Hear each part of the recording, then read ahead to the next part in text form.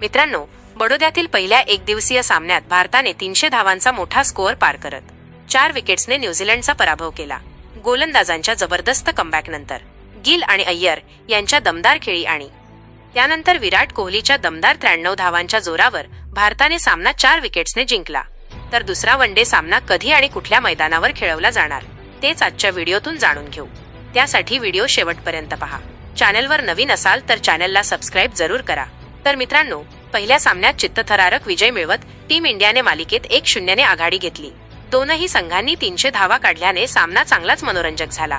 चौकार षटकारांची आतषबाजी चाहत्यांना पाहायला मिळाली. तर आता दुसरा वनडे सामना 14 जानेवारीला राजकोटच्या मैदानावर खेळवला जाणार आहे.